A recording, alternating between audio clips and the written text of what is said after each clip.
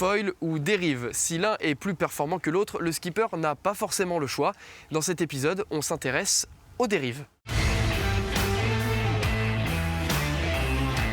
Sur un bateau du Vendée Globe, il y a deux types de voiliers. Les plus récents avec des foils et les plus anciens avec des dérives. Pendant la course, les skippers à dérive en mettent toujours une seule à la fois dans l'eau en fonction de l'inclinaison du voilier. Si le bateau est poussé par le vent de travers, il avancera en crabe, logiquement. On est obligé de rajouter ces fameuses dérives pour agir comme un rail, finalement, qui va permettre au bateau d'avancer droit et d'atteindre la destination voulue. Et donc ces dérives, on les voit ici. Donc elle est actuellement relevée, donc la majeure partie de la dérive est sur le pont. Mais en navigation, le skipper a la possibilité de la descendre pour qu'elle aille sous l'eau. Une fois sous l'eau, la dérive fonctionne tel un rail de train et permet à l'IMOCA de filer droit. C'est cet avantage qui lui a permis de faire son apparition sur les bateaux du Vendée Globe. Maintenant, il faut savoir que sur un Vendée Globe, la majeure partie du parcours s'effectue avec des vents portants. Et qui dit vent portant, dit peu de dérive. Le bateau va avancer droit, même en les gardant relevés.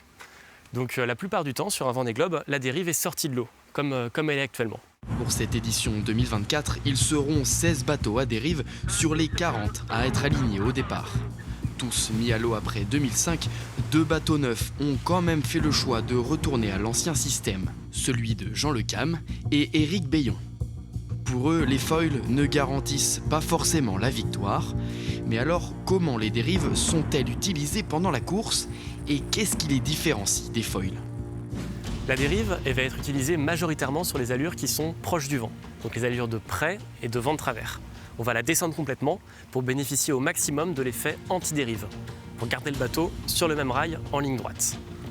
Et au contraire, quand les vents seront favorables, quand les vents seront portants, la dérive sera relevée pour limiter finalement la traînée du bateau, la traînée hydrodynamique, et permettre au bateau d'accélérer encore plus.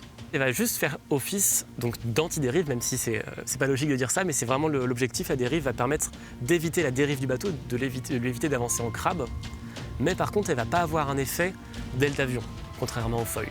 Voilà pour les dérives, le prochain épisode sera sur son concurrent, les foils.